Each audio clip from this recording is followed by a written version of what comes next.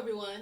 I'm here today with our quilt artist, my sister-in-law, Gaye Presley. She was so awesome to create quilts out of the Wing and a Prayer design, and she's going to share with you how she chose the patterns and how she put them together.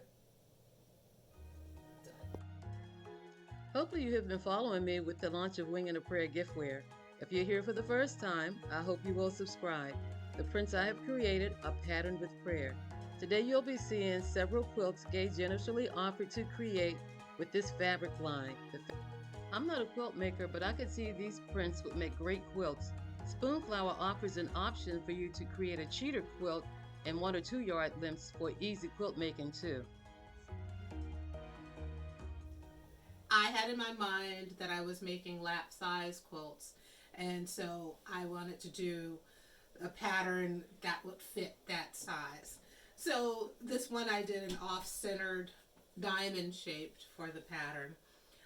Once again, I saw something similar online, but then I adapted it to what I wanted it to be. So you can look at something, get an idea of how it's put together. You can get your family involved as well and coming up with ideas of how to lay out the pattern. It's, it would be great having, your kids to come and say and give their opinion on how you should lay something out, and it becomes a group project. And the back of this one, I also got a little carried away. And I think I saw a pattern that was similar to this, and so I used some of the fabrics that I didn't use on the fronts, because in this one I wanted to have like this more solid black and the whites for the contrast. In my quest to learn a little more about quilts, I attended a quilt show, and I'm honored to share a few quilts from the African American Uhuru Quilt Guild in Maryland later in this video.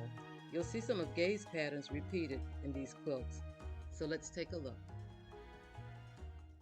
In choosing patterns, sometimes I've already picked out the fabrics because it's something that resonates with me. In this case, Gretchen has her line of fabrics, and so of course I wanted to use those. And the only other colors that I added to them was black and white to provide contrast. These print sizes were great for quilting. And then and even if it was a larger print size, another option would be to do the back in that larger print. Most times when you're doing the back of a quilt, you can just pretty much use one pattern, one type of fabric on the back. You don't have to piece the back together. But for some reason, ever since I've started quilting, I like to do the back and make it just as interesting as the front.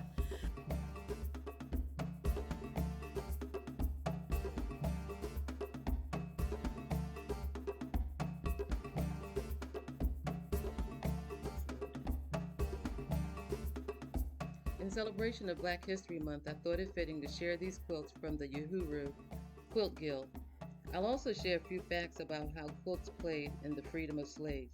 By law, slaves were not allowed to be taught to read or write, so they developed other methods to ensure escape. Quilts were used to hang out windows or on fronts of gates of slave cabins to signal trustworthy slaves and to take action. The Underground Railroad quilt code consisted of at least 10 patterns, one in particular with 5 square knots indicating distance and invoked the protection of God.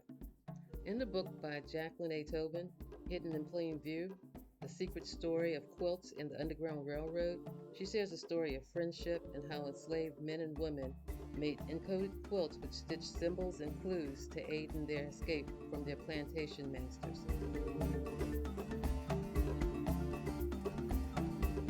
Thanks for watching. I hope you enjoyed my visit with you today. Remember to like, share this video, and subscribe to my channel. Watch for phase 2 of my launch of Wing and a Prayer giftware on 2/22/22 with many giftware items to inspire and encourage you.